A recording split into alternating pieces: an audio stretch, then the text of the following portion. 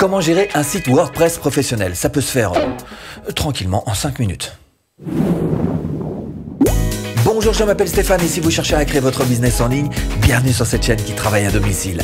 Abonnez-vous et cliquez sur cette petite clochette de notification qui vous permettra de ne rien louper. Pourquoi? Non, c'est vrai, pourquoi tout le monde se précipite sur WordPress quand il s'agit de faire un site ou un blog? Alors d'abord, c'est quoi WordPress? C'est un CMS, hein, c'est juste un système de gestion de contenu. Et c'est vrai qu'il y a des raisons objectives pour lesquelles vous auriez envie, vous aussi, d'aller vers WordPress. La première raison, c'est la gratuité. En général, quand c'est gratuit, c'est pourri. Mais pas là. Non, WordPress, c'est pas pourri. Alors c'est vrai qu'il y a des choses qui sont payantes. Ce qui se trouve en amont, c'est-à-dire le nom de domaine, l'hébergement. Mais WordPress, c'est gratuit. Et puis il y a des choses qui sont payantes en aval. Alors si vous achetez un thème, si vous achetez des plugins, mais WordPress, c'est gratuit. Alors, autre chose qui est important, c'est le renom. C'est la deuxième raison objective. Le renom de WordPress. Alors, en général, on dit 28, 30, 33% des sites internet, qu'importe les chiffres. Ce qui est sûr, c'est qu'il y a un gros paquet de sites quand même sur le net qui sont sous WordPress. Troisième raison, c'est tout simplement la facilité d'utilisation.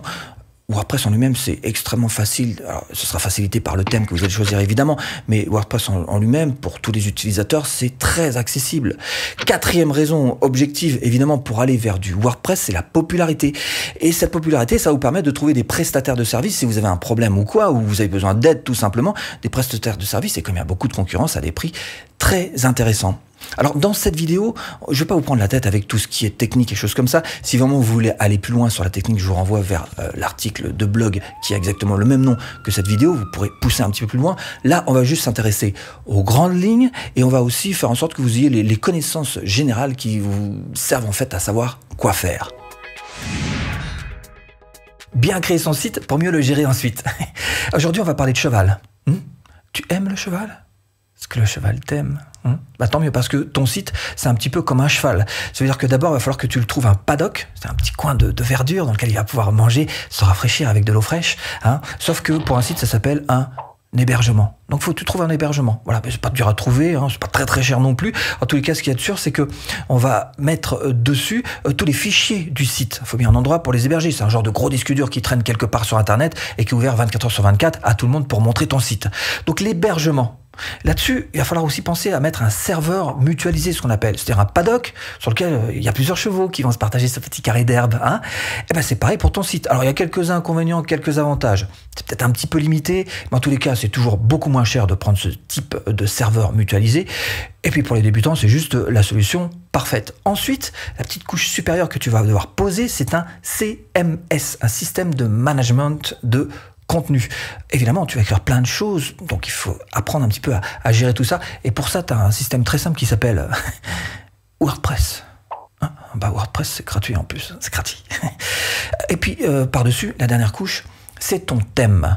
Et le thème est très important parce qu'il va te permettre en fait de te différencier et il va faire beaucoup de boulot. Notamment, il va te permettre entre autres de personnaliser tes pages, pouvoir aussi optimiser, alors pour le référencement, pour tout un tas de choses, l'ensemble global de ton site. Tu vas pouvoir jouer aussi de la traduction, pourquoi pas, si tu veux faire un site en langue étrangère, jouer avec les analytics, les statistiques, tout ça, avec tous les plugins qui vont bien. Et là, ce que je vous conseille d'utiliser, c'est tout simplement celui que j'utilise, à savoir le thème Premium SthriveTheme. C'est juste imprononçable, mais c'est pas cher et c'est diablement efficace. Et puis bien sûr, vous allez devoir aussi construire une arborescence qui tienne la route, c'est-à-dire une structure globale de votre site qui va faire que tout ça, ça tourne. Installer des plugins pour gérer un site WordPress professionnel. Vous avez envie d'avoir un cheval qui soit toujours en forme, il faut trouver les fers, les fers qui vont bien, trouver la selle qui vous correspond. Puis vous savez, cette petite couverture qu'on met entre le cheval et la selle pour qu'il soit parfaitement confortable. C'est ce qu'on appelle des plugins.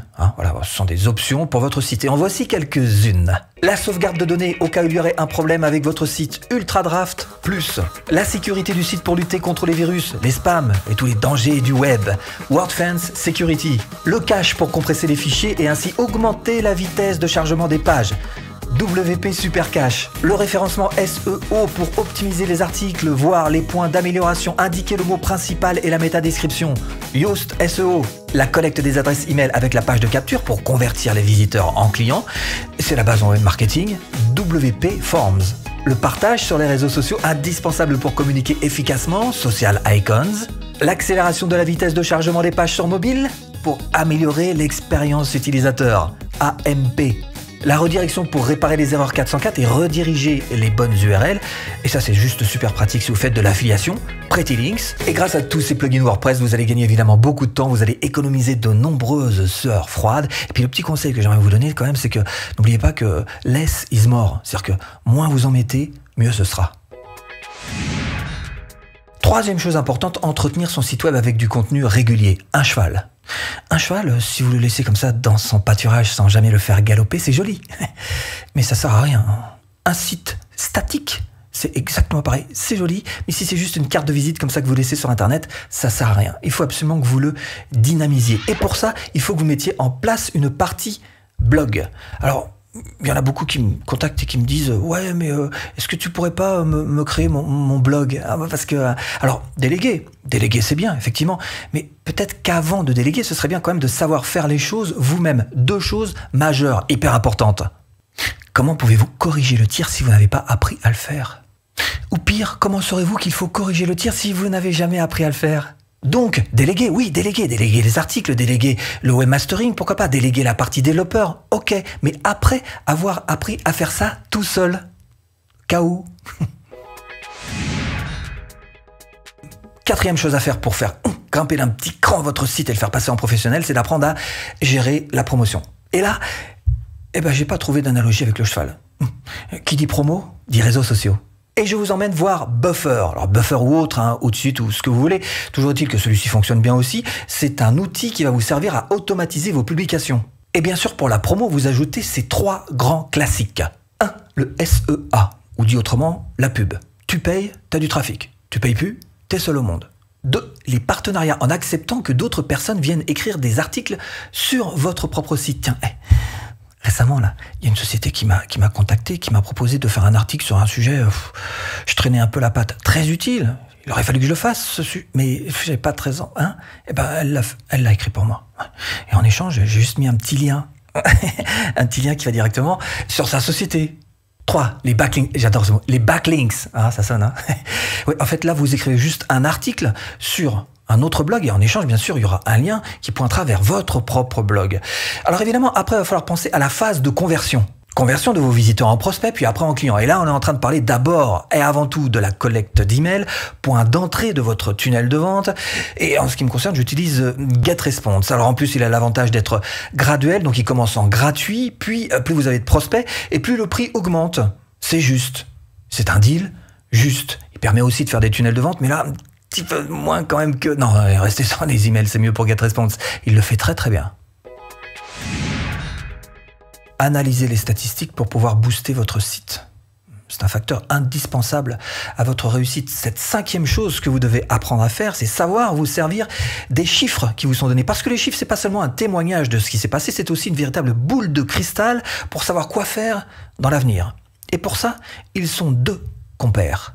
Le premier, c'est Google Analytics. Et pour configurer Google Analytics, je vous le fais en version simple. Vous allez d'abord, bien sûr, sur Google Analytics, vous connectez votre compte Gmail si vous en avez un.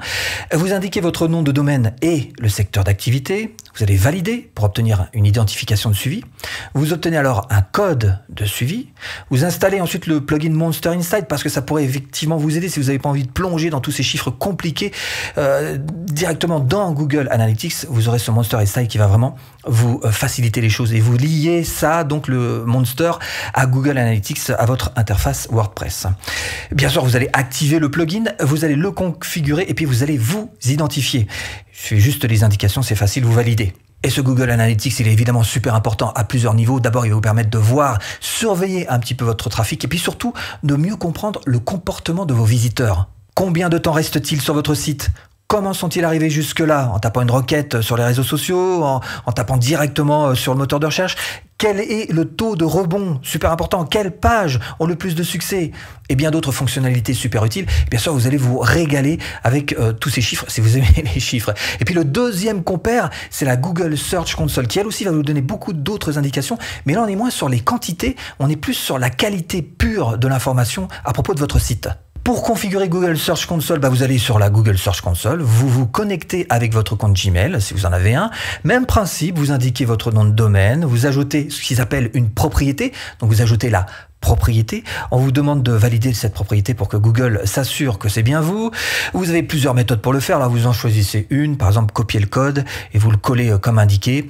Et avec ça, vous allez apprendre plein de choses passionnantes. Y a-t-il des erreurs 404? Combien de pages sont indexées? Et quel est le temps de chargement des pages? Quel est le taux de clic moyen, ce qu'on appelle le CTR? Et bien d'autres encore. Et avec ça, bien sûr, vous avez tout ce qu'il vous faut en main pour pouvoir gérer votre site comme un véritable professionnel. Et si vous voulez aller plus loin et transformer votre blog en un véritable tremplin à vente, eh bien ce que je vous propose, c'est tout simplement de cliquer là. Formation offerte. Moi, j'espère vous avoir un petit peu aiguillé dans cette botte de foin. À tout de suite. Et si tu cliques.